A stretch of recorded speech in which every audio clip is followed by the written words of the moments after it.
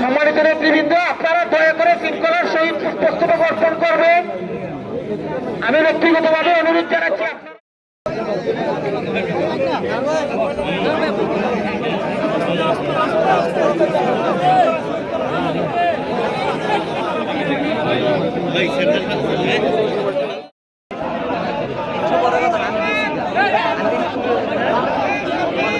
আমি আউট হয়ে গেছি আমার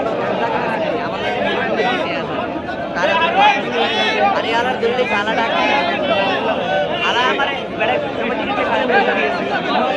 আমার বেটা গেল